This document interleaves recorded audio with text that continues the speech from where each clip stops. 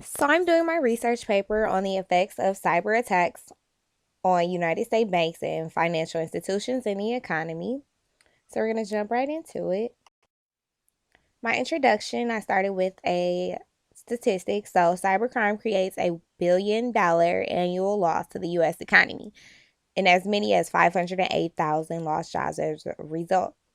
This was according to a 2013 study by the Center for Strategic and International Studies. My thesis statement was cyber attacks on the United States banks and financial institutions are costing a great amount of money and time, and it could eventually hurt the economy if they are not stopped. So, cyber attacks are defined as an attempt to damage, disrupt, or gain unauthorized access to a computer system, or electronic communications network. So, who is doing the cyber attacks? Of course, hackers. And for one specific attack, so the denials of service attacks of 2012, which affected the major banks in the United States, it was called Operation Ababil, and it was hacked by an Islamic group, the East Adin al Qassam cyber fighters. So they were trying to prove a point when they hacked that. So I'm now going over the different attacks. There are many different cyber crime attacks that are affecting banks. So I'm going to start with denial of service attacks, or DDoS. This type of attack disturbs the bank's website by sending millions of activity to the server, and it shuts down the website.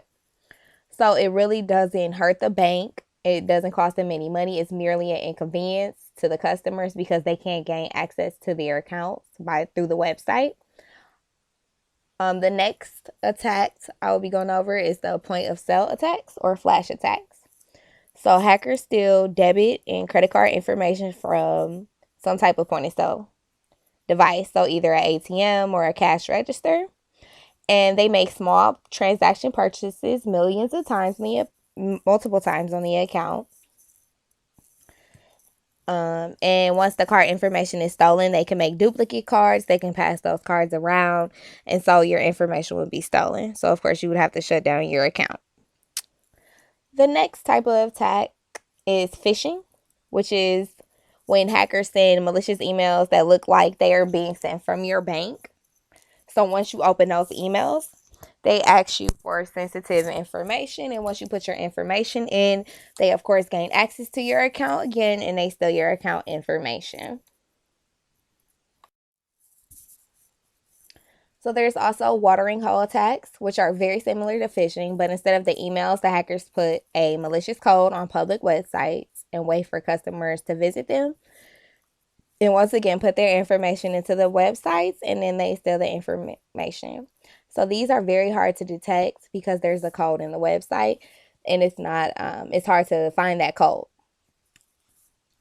The next attack that I want to discuss is pharming. So is when hackers are able to steal a bank's URL, so their website. So for example, usbank.com. So, and when the customer goes to the website, they are instantly redirected to a fake website that looks exactly like the bank's site.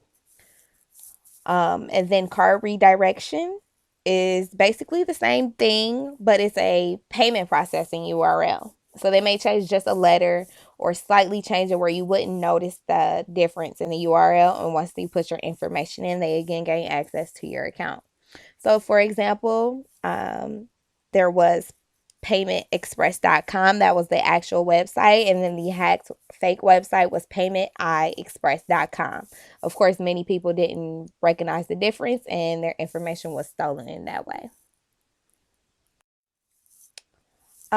Where is cyber attacks happening? So they're happening online at ATMs, in the bank, in emails. There's public websites that you can visit, and your information can be stolen. So it's happening everywhere. So you have to be very careful where you're putting your information to. When are cyber attacks happening? And it's all the time. 2012 was when the DDoS attacks happened, and that was a very nationwide known attack. It affected the U.S. Bank, Wells Fargo's, J.P. Morgan, Bank of America, and PNC Bank. And why are cyber attacks happening?